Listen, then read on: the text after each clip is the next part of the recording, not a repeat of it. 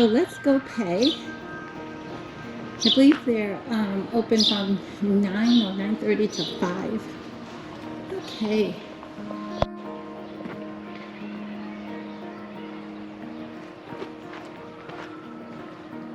And here is a map of the grounds.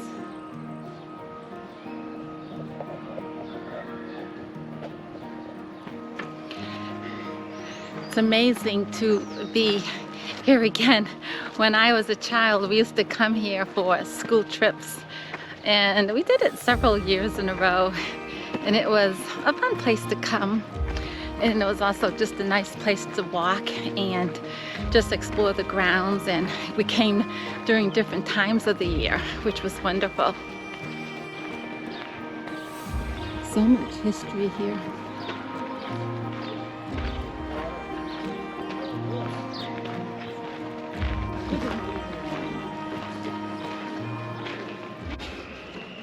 Hello, how are you doing? I'm doing fine. How are you? Good. What you making? Muffetees, and they're just fingerless gloves which enable me to do the chores I need to do and be warmer, have warmer hands. How many people lived in this home? Well, we have documentation to say that between 10 and 12 people rented a house like this. You see, this is a reproduction. Yes. And so I'm not saying in this exact house, but in a house that this was modeled after. Now, those people could have been men who worked nearby the house that was available for rent, traveled between this part of Massachusetts and Boston, as an example, was not feasible for somebody who went to work every day. So a group of men might be renting a house like this, and in that case it would be 10 or 12 men who really just slept here and had something cooking on the stove. It's the open floor plan, I might say, because this is the kitchen. At night time it's the dining room, and it's that 3 or 4 people will be sleeping in that at one time. 3 to 4 people in that bed. More than one to a bed for body warmth. Oh. It was necessary because you could freeze to death. Yeah, that makes a lot of sense. This is my stove. Okay. Stove. Okay. It's my bake oven. It's my hot water heater, and it's the heat. Oh my goodness. But the heat for the house is very inefficient. Yes. I had a wet dish towel on this table one winter day, and it froze. Oh. And the fire was going, and the table was there. Okay. I had a pitcher of water on that table that it had got a skim of ice on it. So what I'm trying to say is that the heat on it is very inefficient. And they were not trying to, the way we do today, you might turn up the thermostat. Yes. Their philosophy was put on more clothes. Yeah, put on more clothes and stay warm. Right. Mm-hmm. So fingerless gloves, I need my fingers. Yes. I'm either knitting or mending or doing something all day long. I'm using my hands. Yeah. Now, if my hands are cold, it's very inefficient too. Right. Well, thank you for all this information. You're welcome. I enjoy doing it. Remember, the setting for Sturbridge Village is a country farm village. A country farm village. Between 1790 and 1840. Between 1790 and 1840. Right. It's the time of the Industrial Revolutions.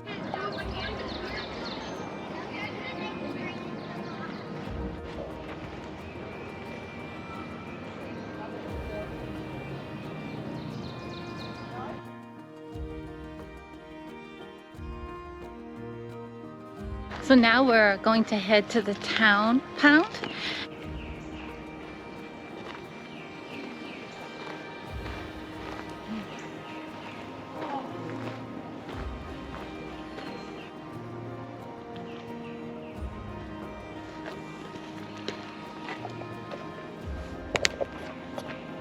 So now we're going to go into this little red building, this small workshop, and they used to make shoes, and then they would distribute them to different parts of the world.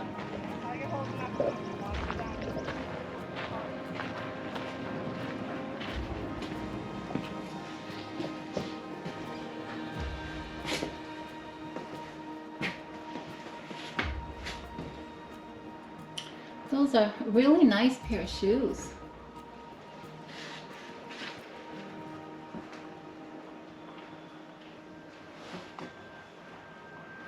Yeah, they put the bottoms on. 15 million pairs a year. That is amazing. So this is the way they made a living. Wow. Mass production without machines. That is just amazing when you think about it. Father and son at work. This was their family business.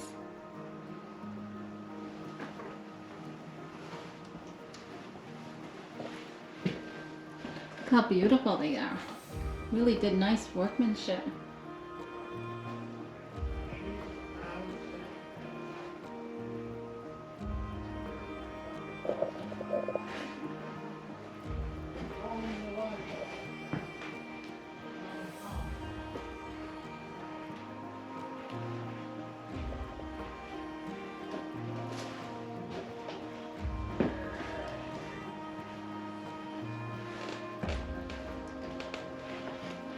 Somebody needed some new soles.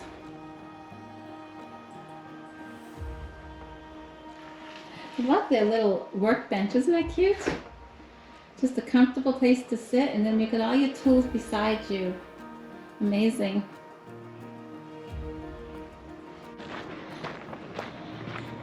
Down this way, we'll find a district school. I don't know if it's open, so we will have to just take a peek and see what's going on here. Look at these old fences.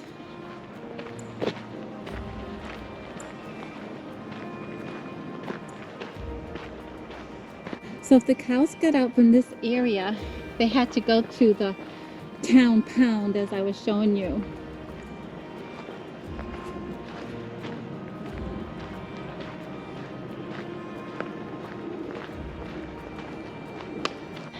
The New England School District was supported by taxpayers, and they learned the basics as reading, writing, and arithmetic. Let's go in and take a look.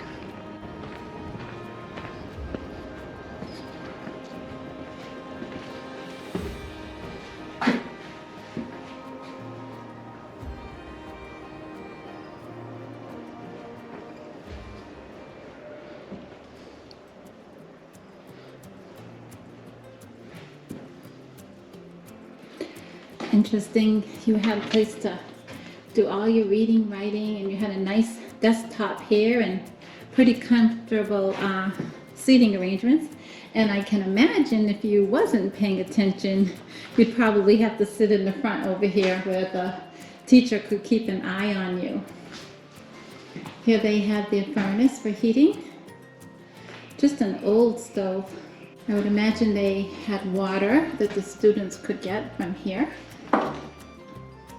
where the teacher stood to teach whatever lessons they were learning for the day.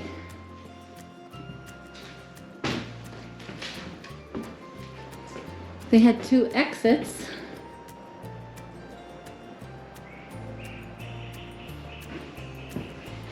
And they had a potty house out here. If you had to go to the bathroom, this is where you went.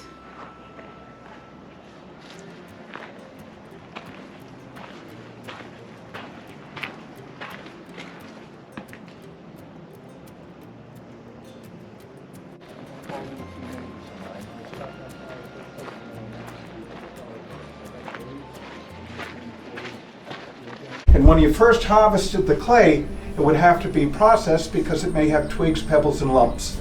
That would be happening in my pug mill out in the far end of the shop. You fill that barrel full of clay, water on top of the clay, and then take the sweep arm going around and around. Doing so mixes the water with the clay, creates pebbles down, twigs up, lumps gone, but hours down the road before that happens. At that point, you remove the twigs from the top, and you have to let it firm up for about a couple of weeks. And then you move it to your clay cellar. From the clay cellar up here to the table. Prior to throwing on the wheel, you want to wedge your clay. This is what I'm doing. Roll and press the clay. You're doing that to push out air pockets. Fail to do so, and when you fire that piece, that air pocket will be heated, expand like everything will expand when heated, but much faster than a solid, and cause the piece to break. The skills of pottery would be handed down within the family, and then practice, an awful lot of practice.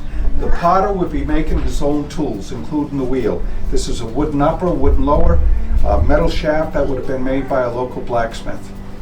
Look down below and see how I power my wheel. Treadle, I pump it back and forth. First thing you want to do is center that clay on the wheel. You center by applying pressure from opposite sides, being sure to keep water on your hands, water acting as a lubricant.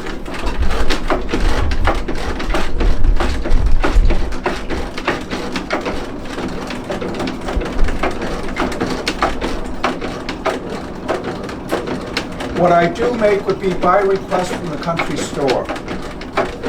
This will help pay off my account. Most families have an account at the store, and they are bringing a wide variety of goods up for credit.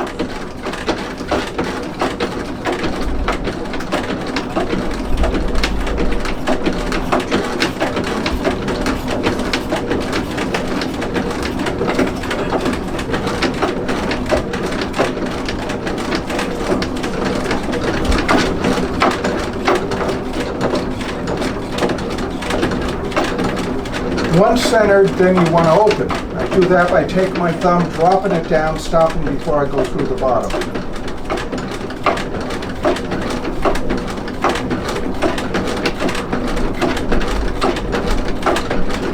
Now to raise the sides, applying pressure from inside out, outside in, and lift.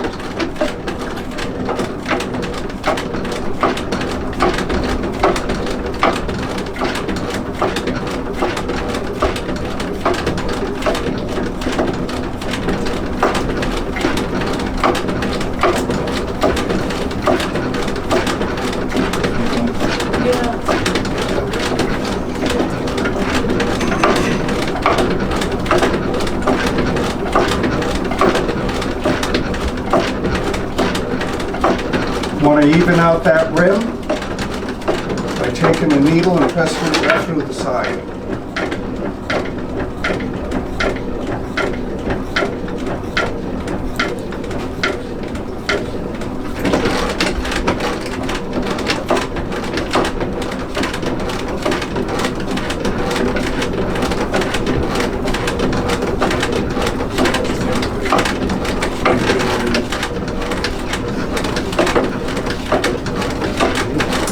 At the very base, I have to cut a groove into it. It's referred to as a foot. It's a means of holding the piece when I dip it into the glaze. Also, when I fire the piece, it'll prevent the glaze from running down and bonding it to the shelf it sets on. So cutting this groove will take care of that problem. Inside, there's a buildup of water. If you fail to remove, the clay would not dry evenly and cracks could form. 1830 sea sponge is available. Drop that down, soak up that water, then I'll drag it up the inside wall to finish off that surface. A wet sponge on the outside, take care of the outside surface, and you have a mug. To remove, all you do is take a wire, cut it off the wheel.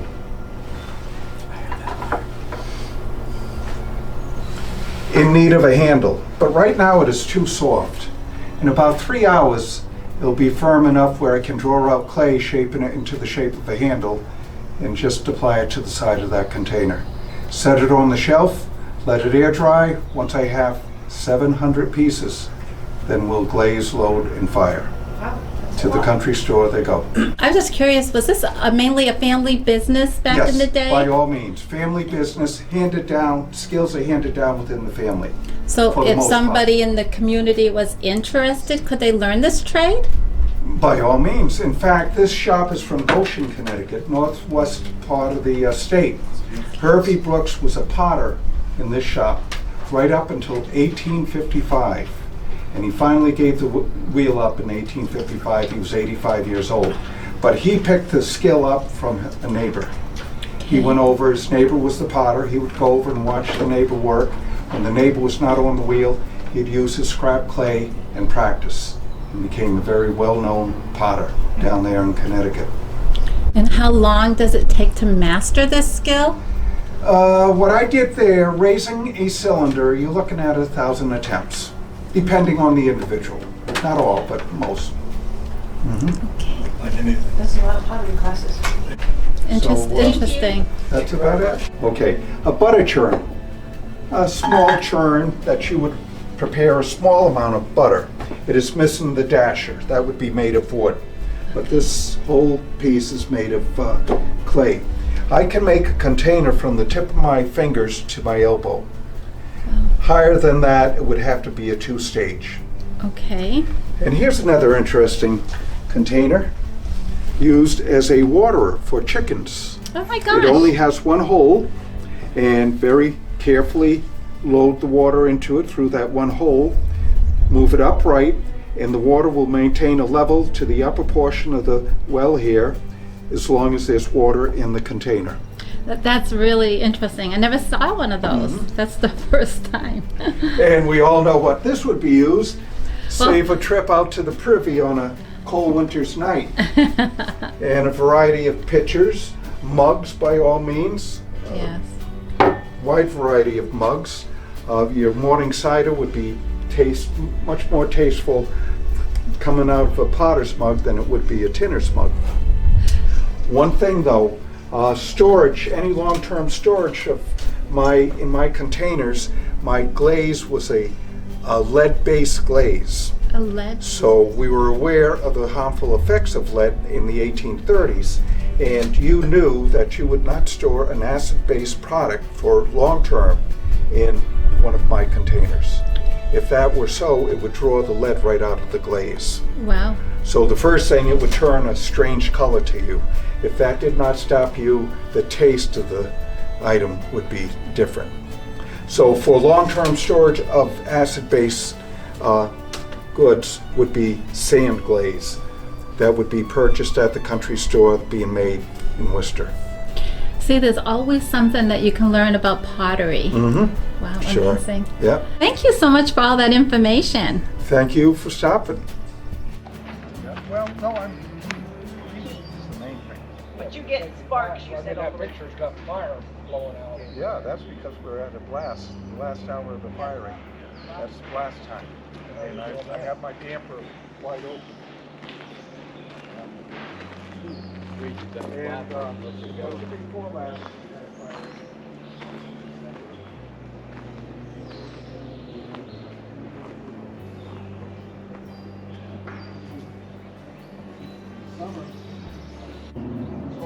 This is right outside of the pottery shop.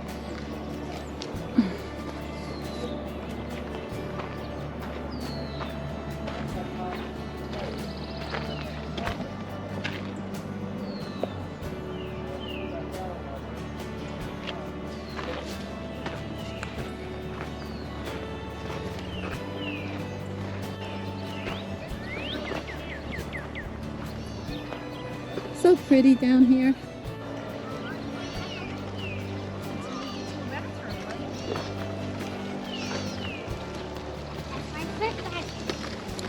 Love these old fences. Really pretty.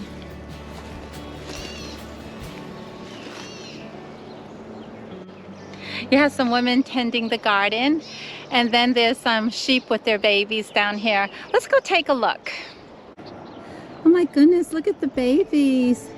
Well, hello. What you doing over there? Are you resting? Are you just resting on this beautiful day? Look at the young ones, they're so cute. Oh my goodness. I don't really get to see baby sheep too much, so this is really, really neat. Look at how cute they are. How cute. Well, what are you doing? What are you doing over here? Huh? What you doing? Hi. Well, hello. So nice here in spring where you get to see the trees starting to blossom. Looks like they have a garden coming out on this side as well.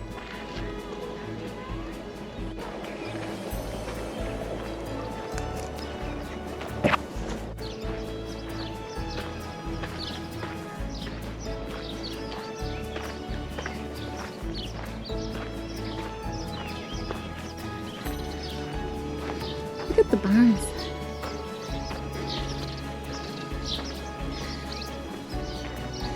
I don't ever remember coming back here. So this is the first, lots of house sparrows in here. It's a really nice barn though.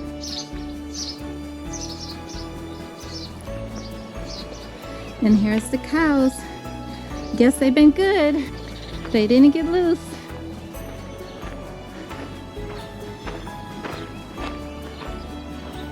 Look at how nice it is back here.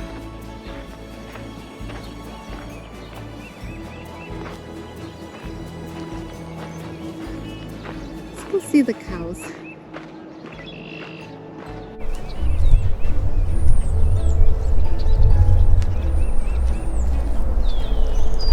Well, at least they have some nice green grass to munch on.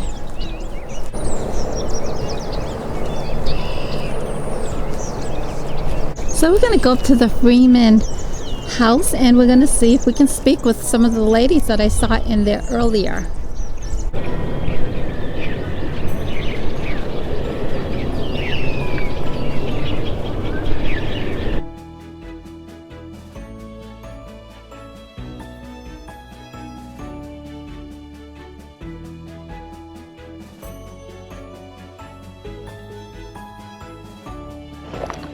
So now we're going to go into the Bixby House.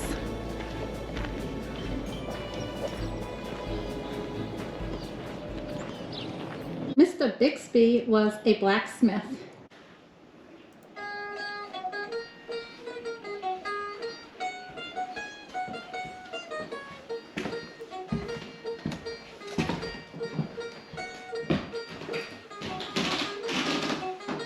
It's amazing how old the wallpaper is.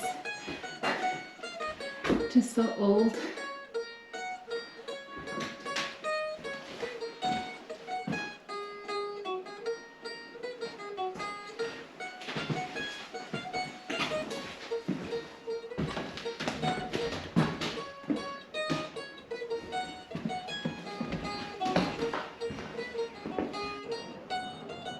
So Mr. Bixby's wife and daughters, they, to supplement their income, they made butter and cheese. They braided straw hats and sewed shoe uppers.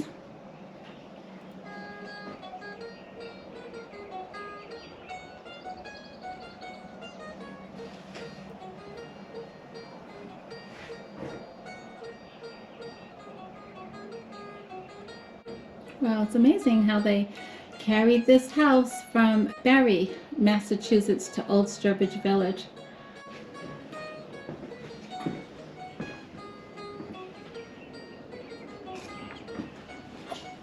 Look at that bed underneath. Isn't that cool? Can spin another person or two. Records from stores in the area, country stores. They're all sold in their whole form. Probably because they keep their virtue and their flavor so much longer. And they're shipped in little boxes and those redware jars, as well as just different things to keep spices in. A lot of the chest of drawers, little drawers on the wall there, also have different spices and things in them, as well as different herbs. So you'll also see a lot of, there's advice suggesting that you dry your herbs. You can dry them hanging like we have in the L, but some people actually dry them in their ovens. The L's this hallway part. Oh, some people dry them in their ovens at the end of the day, and then most people wouldn't leave them hanging like we are. That's bad for them. As soon as they're dry, they powder them and put them in jars because they understood, much like us, keeping them out of the sunlight helped keep the virtues in them better as well. Yeah. I just love New England apple pie. So do I. I have a couple different kinds. So these ones are dried apple pies. Since we don't have fresh apples anymore, we're using apples we dried out back in the fall and boiled to make soft. Oh. And then this one's a rhubarb pie. Rhubarb was sometimes called the spring apple because it allows you to make an apple pie adjacent pie in the springtime. So cooked down and with cinnamon and sugar, just like the apple pies have. My sugar cone and then cinnamon, all of which I'm buying in their whole form and then need to get powdered before we can use them. I finally, for the first time, had strawberry rhubarb pie. My daughter-in-law made it, and it was really good. You liked it? I did. I did enjoy it. Everybody kept telling me, have you had strawberry rhubarb pie? And I said, no. But I did for the first time. So good. So it was really nice that she made that for me. Unfortunately for us, we don't have strawberry rhubarb yet because the strawberries won't come till closer to June. The rhubarb will be done by then. And you know, the modern day with strawberry rhubarb pie, the strawberry helps take up some of the sugar. Yeah. So something that, or kind of, I guess, account for some of the sugar. So something you'll see in a lot of the receipts or recipes for rhubarb pie is they say that they're very dear because of the amount of sugar they take. Sugar is one of the most expensive ingredients, so the amount of sugar in a rhubarb pie really makes it kind of special. It's nice and sweet. So what are you all growing for crops? Potatoes. Potatoes. Just potatoes. Yeah, they're Green Mountain. I had one other variety. So there's, I think, 100 pounds of Green Mountain. And, What color skin is that? What color skin is that one? Got a white skin. Oh, yeah, a white it's skin. kind of a buff skin and Yeah. Okay. whitish flesh. So you're going to do some potatoes, and what else? The stuff growing in behind you is oats.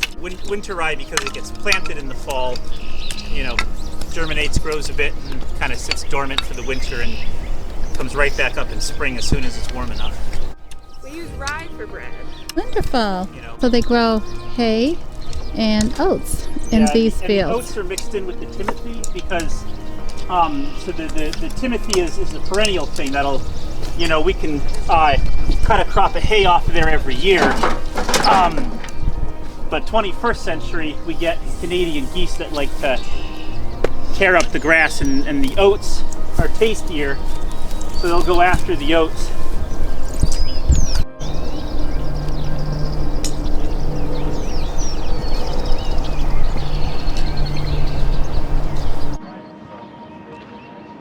Yeah, I would recommend not using that. I have to use that, and wiring it, it's a little bit dangerous using something like this, so that it can grab really easily. So I would use the angle grinder though. I'd put it on. I mean, you could use that. That would work. Yeah. Oh, you were doing a lot of shoes for horses, and what other things? Yeah, absolutely. Big part of it would be shoes for horses. Other possibilities, you can sort of see behind you there, we have our door for people, and we have our door for our carts. So a lot of it would be vehicle repair as well. So you back your whole cart in here, fix the whole thing up, and The go out to wagon. the handles. Exactly. I was going to say also wagons, but I was like a little bit too timid to say it. Yeah, no, absolutely. You're definitely right there. And then just repairs for the farm as well. So in our case, we this time of year would be doing a lot of repairs for your farm equipment, for your kitchen equipment, because you're kind of getting everything ready to go again. Spring is in the air, especially now. So What did you fix for the kitchen? we can fix a lot of things. Generally, it's like kitchen cooking tools. So something like you can fix up your trivets. These things right here. If you bought something really fancy, you can fix a toaster. Oh. Like that. Different Okay. forks, a variety of things. These we may actually just end up replacing actually. So something like this or this. Generally, if something has gone wrong with it, I can just make you a new one of these instead of buying one, basically. Spatula. I love the toaster. That's really unique. Yes, yeah, it's really, really cool. Are these like just served as hot plates? Yeah, so they functioned, I would say, closest to an extra burner on your hearth. So instead of cooking everything over your open fire, what you can do is take it, put some coals under your trivet here, put whatever you want on top of that, and now it's warming it, cooking it basically outside of your fireplace. Oh. So it doesn't really need to be that function we use them as today as a way of kind of keeping stuff from burning your countertop. Okay. Basically just extra burner, keep it warm. That's interesting. I like that. Yeah, these are like our kind of variety of things we like to show off of kind of the products that we would most commonly be making for you. So nothing really large like axes or hammers because that's stuff you can buy from a store. You don't really need to worry about. Well, thank you so much for sharing. Well, no problem. Thank you so much for stopping by. Okay, bye-bye.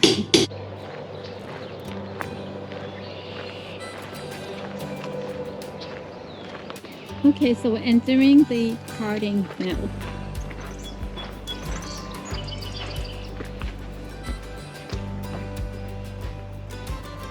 Well, they have all the weaving machines spinning, take the wool. They do these textile fibers. Make some beautiful clothes.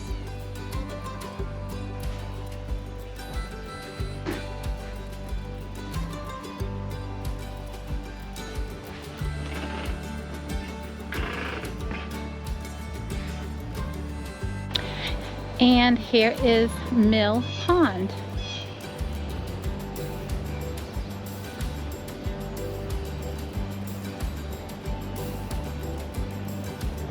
Which is that building right over there. So let's go in and see what we can see.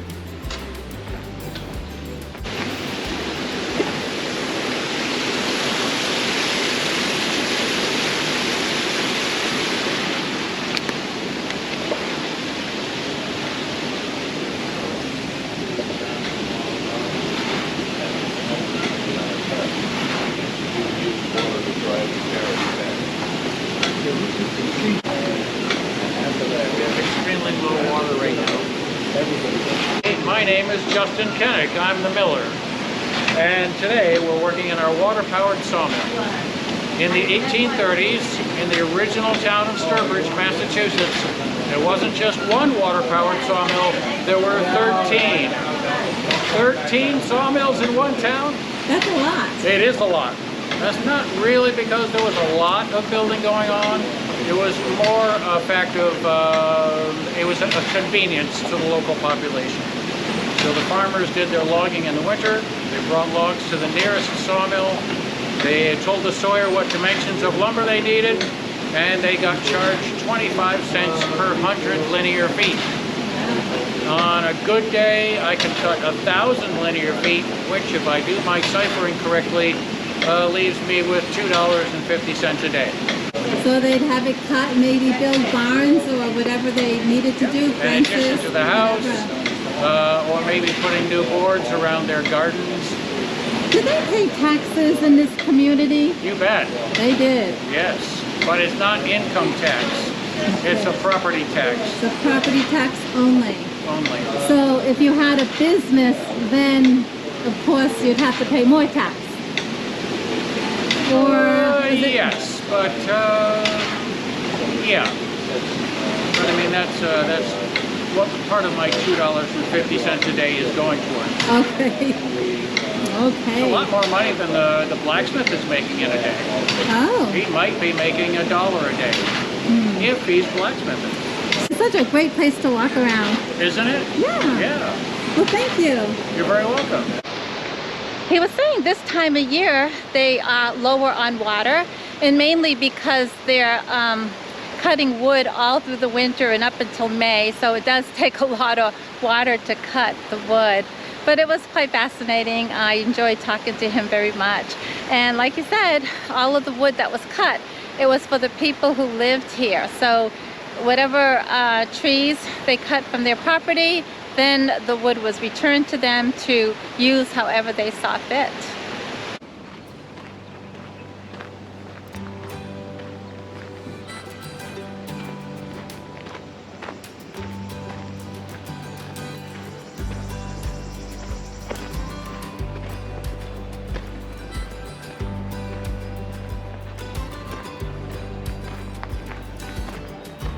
This is a nice covered bridge in memory of Robert W. Reeder I and his love of covered bridges.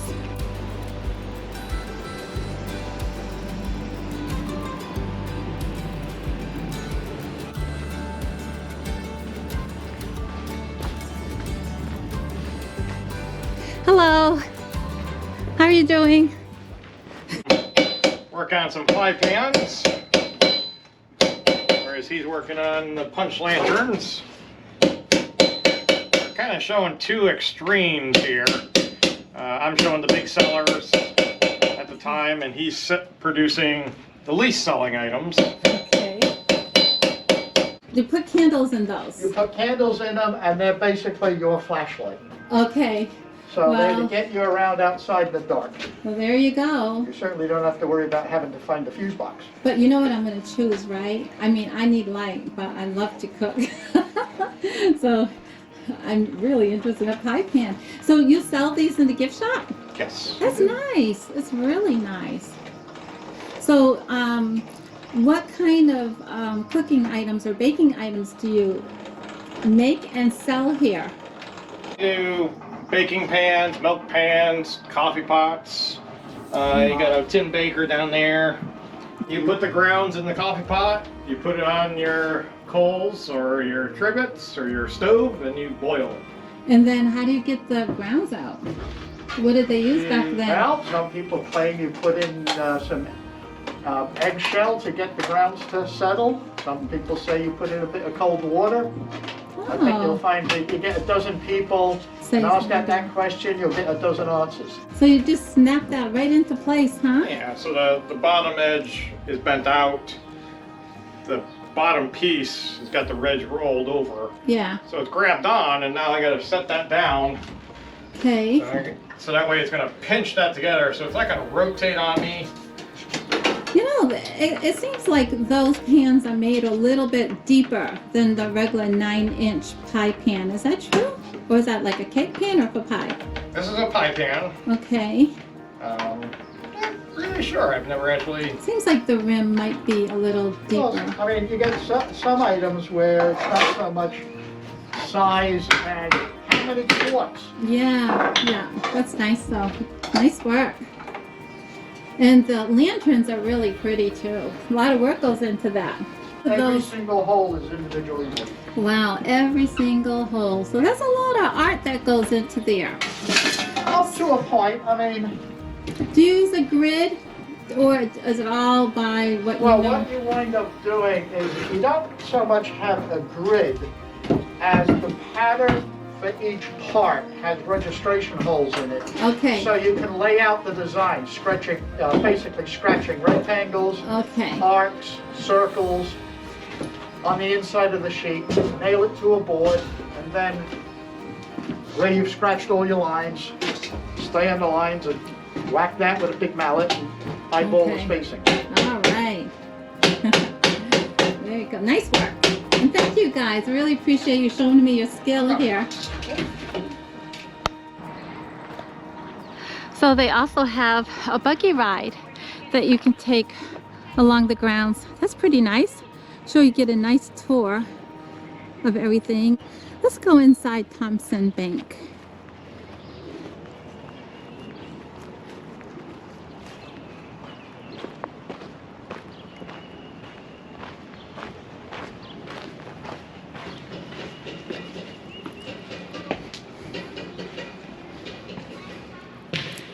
Well, that's a pretty nice looking bank.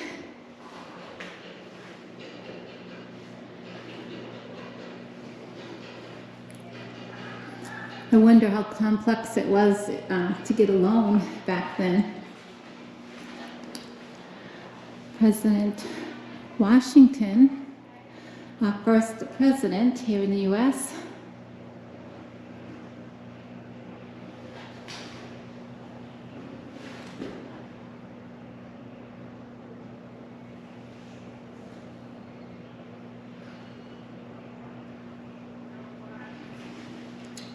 Look at the lockbox. They had all the money secured in. $1. That's the Spanish dollar, Mexican. Here's the United States dollar at the time. $50, quarter, the dime. Oh my gosh, they even had a half a dime, cent, and a half a cent.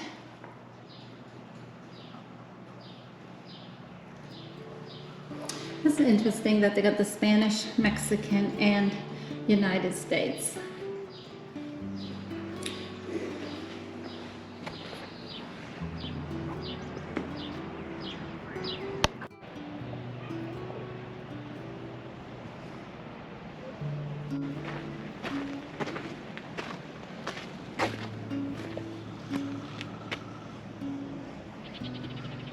architectural style of the Salem townhouse.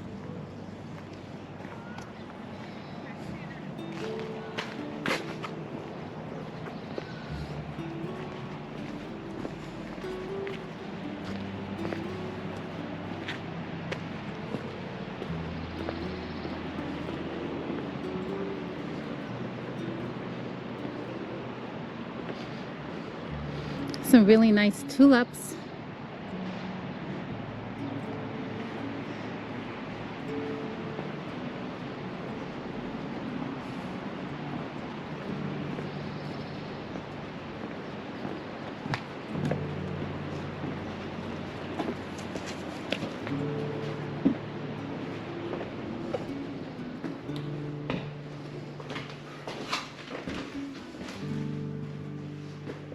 So here's the kitchen. It's nice from the kitchen. You can see the sheep in their backyard. That's kind of nice. Let's go upstairs and see what their bedrooms look like because I haven't been up yet.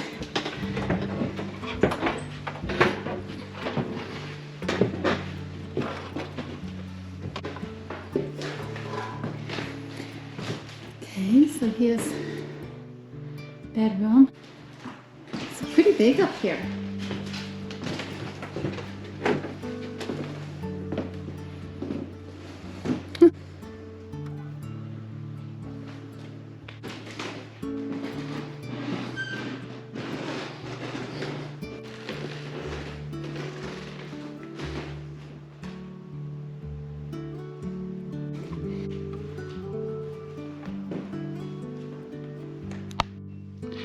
So here's another bedroom up here. These are really large bedrooms. I'm not sure how many people lived in this house, but it seemed like quite a few. Here's another room.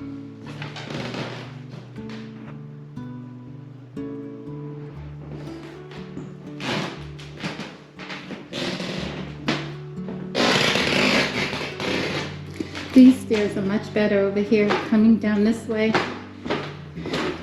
Look how old this wallpaper is. Just the pattern of it. Yeah, much better for coming downstairs. The other side was just really steep.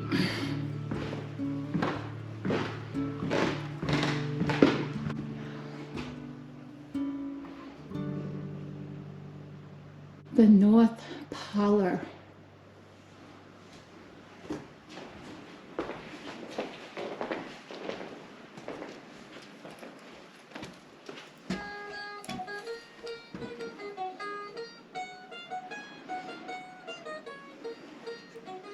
This is the south parlor, and it's the sunniest and best furnished room in the house.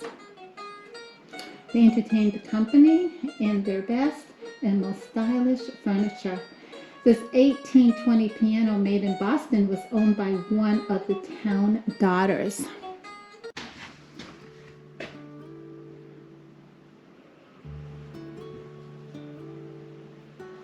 So this is not considered the east parlor. 1780 to 1872, who lived in this house in the 1830s with his wife Sally. Most of their 9 surviving children and a few hired hands who worked in the house and on the farm. Says we have furnished this room as a family parlor where Town may have kept his accounts and conducted business. Mrs. Town and her daughters sewed, and the younger children played. So there was a lot of sewing, and then the children played. A really nice area. Very pretty home.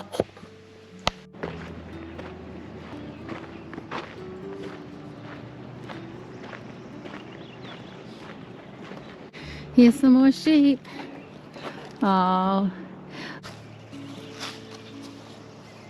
Oh, look at you all. You trying to get some shade? Are you getting some shade? It is a hot day today, isn't it?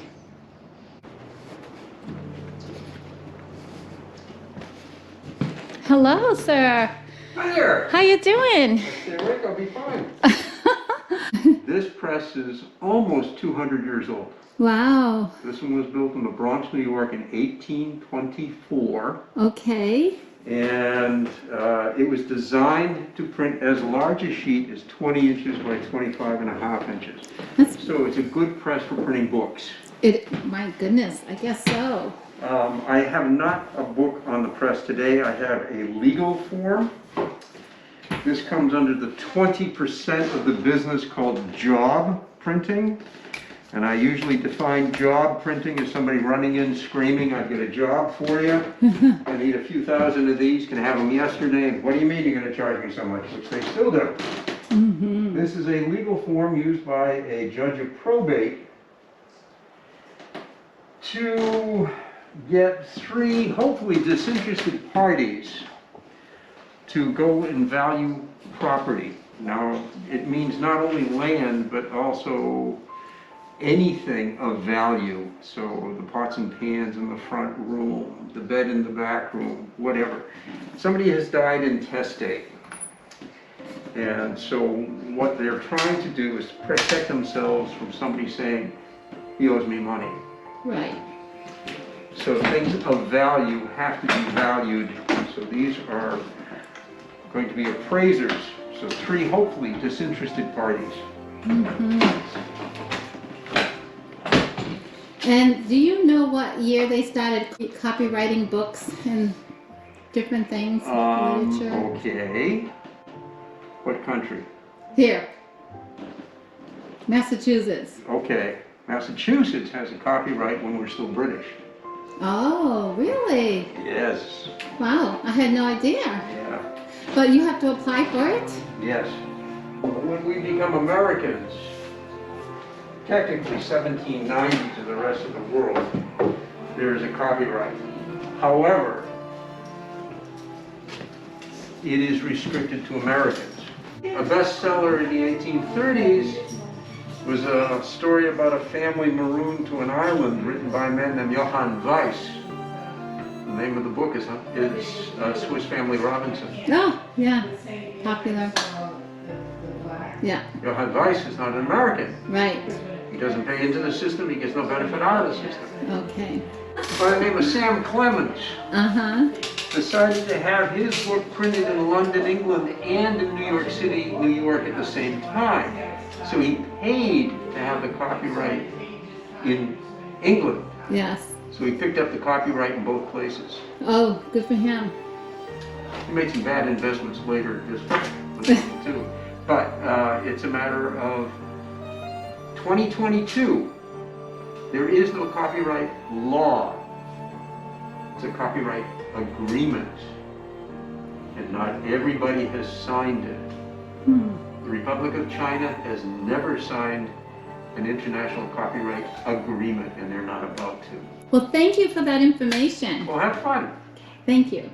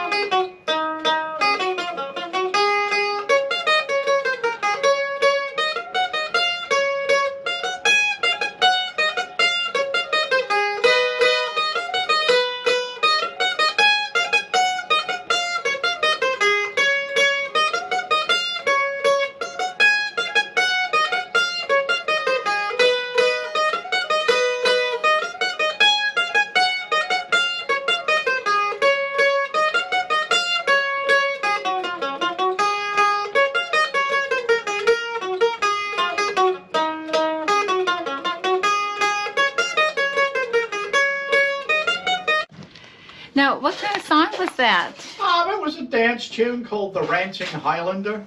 Wow. So how old is that song? Well, it came out of a collection of music from 1790.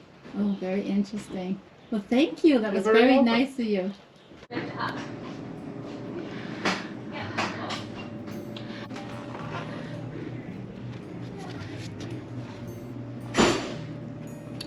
Backyard gardener.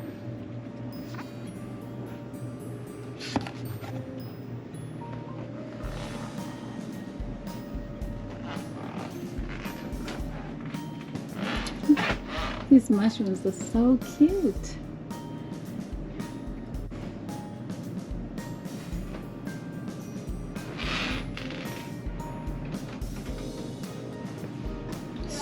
Strawberry whipped honey. Blueberry whipped honey. I've never had it before. And cranberry whipped honey. Bet it's delicious.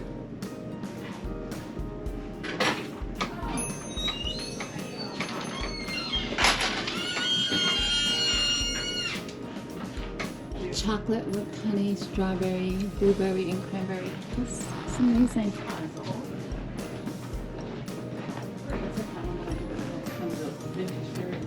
Oh, yeah.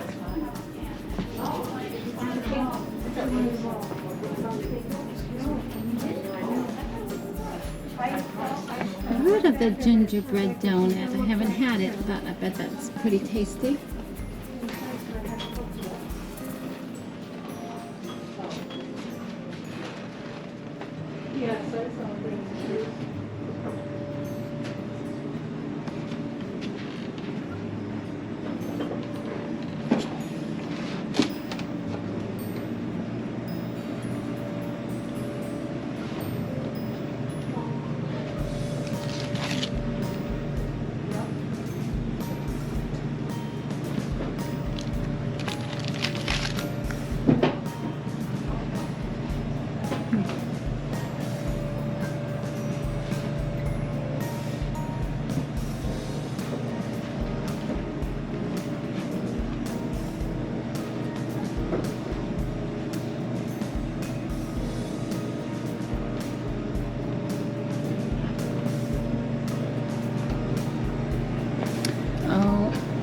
I remember these. My grandmother used to always pick some up for us kids. It's really sweet.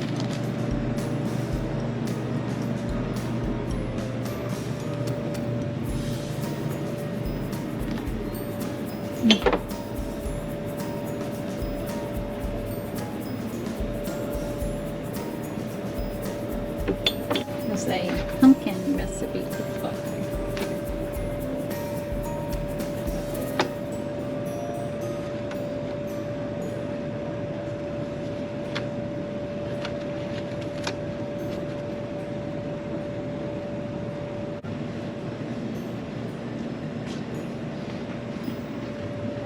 Bet you that berry is good syrup.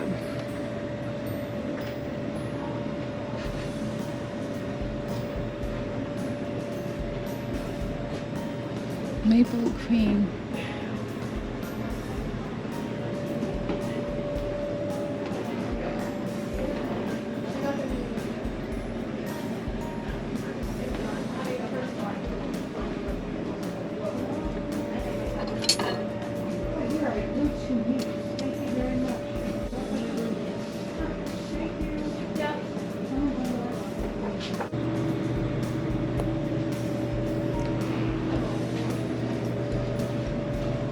We have all kinds of fudge.